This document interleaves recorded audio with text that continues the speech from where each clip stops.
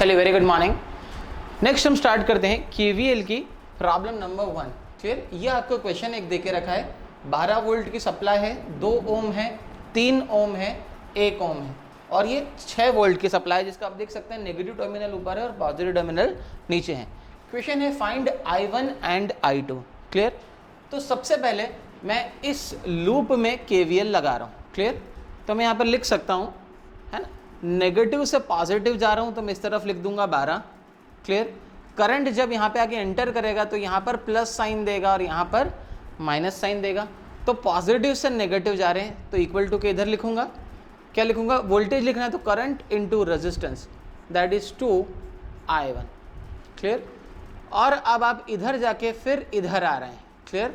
तो अगर आप सिर्फ 1 ओम के रेजिस्टेंस को थोड़ा सा ध्यान से देखें तो पहली वाली ब्रांच में आप ट्रेवल कर रहे हैं जिसका I1 करंट ऐसा जा रहा है, और दूसरी वाली ब्रांच में आप जा रहे हैं तो उसका I2 करंट इस तरीके से जा रहा है, और ये रहा 1 ओम का रेजिस्टेंस। क्लियर? पर सबसे पहले आप KVL कौन से लूप में लगा रहे हैं? सर हम KVL फर्स्ट वाले लूप में लगा रहे हैं, नेगेटिव से पॉजिटिव 12 इक्वल टू पॉजिटिव से नेगेटिव 2 टाइम्स I1। क्लियर? अब हमको इधर जाना है। अगर आप पहले वाले लूप में केवीएल लगा रहे हैं तो पहले वाले लूप का करंट बड़ा होगा, मतलब I1 की वैल्यू ज़्यादा मान के हम सॉल्व करेंगे। क्लियर?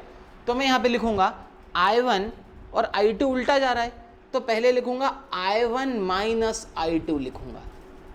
क्लियर? और वहीं अगर दूसरे वाले लूप में लगाएंगे तो I2 की वैल्यू को बड़ा मान लेंगे। ठीक है? अभी हम पहले वाले लूप में हैं तो I1 माइनस I2 तो करंट हो गया, है ना, क्योंकि I1 इधर जा रहा है, I2 ऊपर जा रहा है तो I1 माइनस I2। क्लियर? और रेजिस्टेंस कितना है? 1 ओम का। क्लियर? तो करंट जब एंटर करेगा, I1 करंट बड़ा है तो बड़ा करंट I1 माइनस I2, तो प्लस ऊपर और माइनस साइन नीचे। क्लियर? क्योंकि अगर I1 बड़ा है, I1 को बोल रहा हूँ 3 एम्पियर, I2 को बोल रहा हूँ 1 एम्पियर, क्योंकि I1 बड़ा माना है मैंने, तो 3 माइनस 1 मतलब 2। तो करंट तो अभी भी I1 की डायरेक्शन में ही फ्लो होगा ना, I1 बड़ा है तो करंट I1 की डायरेक्शन में ही फ्लो होगा।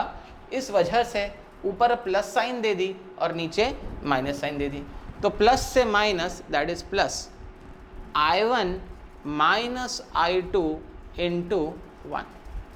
ये रही पहले लूप की केवीएल इक्वेशन। क्लियर? सिमिलरली चलिए इसको पहले थोड़ा सा सॉल्व कर लेते हैं। ये सॉल्यूशन के बाद आएगा 12 is equal to 2 times I1 plus I1, that is 3 times I1 minus I2। Clear? ये हो गई आपकी इक्वेशन नंबर 1। मैं इसको नाम दे रहा हूँ equation number 1। Clear?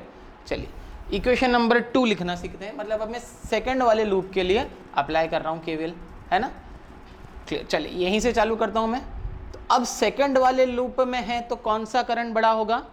I2 current बड़ा होगा। क्लियर? तो अब ऐसे जा रहे हैं तो अब I2 करंट बड़ा है तो अभी भी ऐसे ही जाएंगे, क्रॉस होगा, तो अब लिखूंगा मैं I2 माइनस I1। सेकंड वाले लूप में है तो I2 करंट क्या होगा? बड़ा होगा। तो I2 करंट बड़ा होगा तो यहाँ से जाएगा तो रजिस्टर में यहाँ से एंटर करेगा तो यहाँ पर प्लस साइन और यहाँ पर माइनस साइन, तो प्लस से minus I2 minus I1 into 1। Clear? फिर करंट जाएगा और यहाँ पर जाएगा, फिर प्लस से minus 3 times of I2। Clear? फिर आगे जाएगा तो माइनस से प्लस वोल्टेज है। क्लियर? तो माइनस से प्लस वोल्टेज इक्वल टू के दूसरी तरफ 6। क्लियर? है ना, आप देख सकते हैं यहाँ से I2 करंट बड़ा है तो यहाँ पर प्लस साइन आ जाएगी, यहाँ पे माइनस साइन, तो I2 माइनस I1 इंटू 1 यहाँ पे लिख दिया। फिर करंट गया यहाँ पर एंटर करेगा 3 ओम में तो यहाँ पर प्लस और यहाँ पर माइनस, तो 3 टाइम्स ऑफ I2, है ना। फिर यहाँ पर गया तो नेगेटिव से पॉजिटिव वोल्टेज ड्रॉप बदल गया तो इक्वल टू की तरफ लिख दिया 6। क्लियर? अब मैं लिख रहा हूँ I2 minus I1 plus 3 times of I2 equal to 6। 3I2 plus I2 4 times of I2 minus I1 equal to 6। Clear? चलिए मैं इसको यहाँ पे लिख देता हूँ, है ना। 3I2 plus I2 4I2 minus I1 equal to 6। तो यहाँ पे लिख रहा हूँ 6 इज इक्वल टू I1 के नीचे I1 लिख देता हूँ माइनस I1 है ना, और I2 के नीचे I2 लिख देता हूँ प्लस का 4 टाइम्स I2, प्लस का 4 टाइम्स I2। ये रही आपकी इक्वेशन नंबर 2। क्लियर। अब दो इक्वेशन है, दो वेरिएबल है, आसानी से सॉल्व करते हैं। सेकंड वाली इक्वेशन को मैं पहले 3 से मल्टीप्लाई कर देता हूँ, है ना। तो सेकंड वाली इक्वेशन को जब मैं 3 से मल्टीप्लाई करूँगा तो आएगा 6 3 = 18 माइनस का 3I1 प्लस का 12I2। क्लियर। और अगर फर्स्ट वाली इक्वेशन को इसके नीचे लिखूं तो आएगा 12 इज इक्वल टू 3I1, है ना, माइनस I2। क्लियर। इन दोनों को ऐड करेंगे तो ये से ये कैंसिल, 18 और 2 20 और 10 30, 30 is equal to 11I2। Clear.